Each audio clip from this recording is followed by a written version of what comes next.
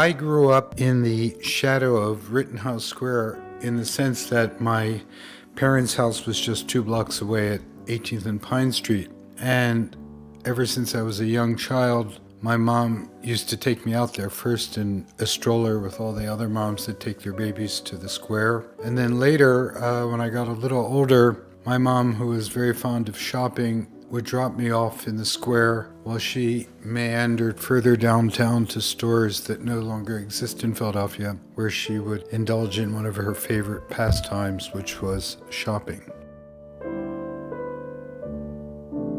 Well, in the center of the square, there's a beautiful fountain. It now has a statue with a lady with a duck that's right in the center of the fountain.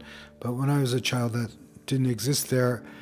And I remember one of my favorite activities, I had a little sailboat, and we would take it to the square, and I would sail it in that fountain. And I remember how the wind would catch the sail, and it was as if I was flying off on the sailboat to some magical land.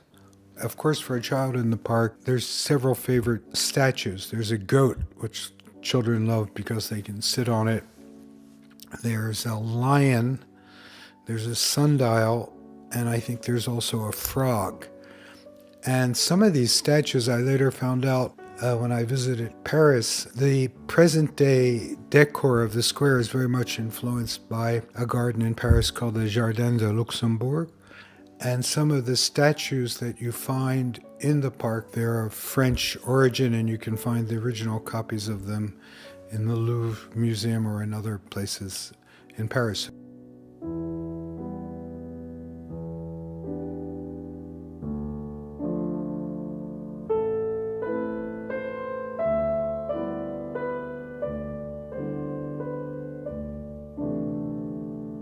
Stephen Perloff, a curator and photographer in Philadelphia, was organizing a show for the Art Alliance, and the idea of that show was to ask 4 or 5 photographers to do an essay based on the square, and then to invite X number of other photographers to submit work that they had taken in the square. And I was one of the 4 or 5 photographers selected to do a kind of photo essay. And I did a series, pretty much a series of portraits of people as I found them. So there'd be everything from sort of society ladies to out and out homeless people who were camping out for the night on a park bench.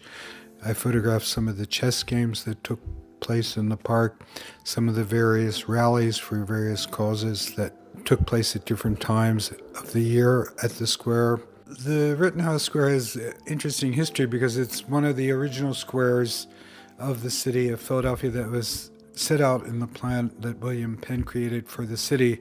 Logan Circle being another, that's at 19th Street. And then if you go straight down from Rittenhouse Square, like at 7th Street, there's Washington Square. And then if you go across 7th Street to the parallel of where the Logan Circle is, there's Franklin Square. It's actually where the Ben Franklin Bridge kind of comes off into Philadelphia. The lot where City Hall was the 5th Square, so Philadelphia was set out with pretty wide streets and with a system of initially these 5 parks that defined a great plan that Penn set out for Philadelphia, so that in the event of fires like they used to have in old London, where all the houses were crowded together and where if a fire started, pretty soon the whole place caught on fire. So my life, or Rittenhouse Square, was a kind of cornerstone, because as I said, I was taken there in a stroller and then later left there to play by my mom. And then later, as I got a little older,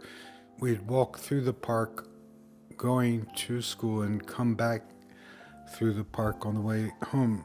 And we used to do all kinds of fun things. My mom later, when she got older, retired to a building on the south side of the square on 18th Street and had an apartment there that overlooked the square, from which we had great views. And she, in her later life, as I in my early life, the square became a place where she hung out, where she went every day to spend the afternoons, where she had a whole group of ladies and some men friends who would all sit together and just enjoy the warm breezes and watch the people that were walking by.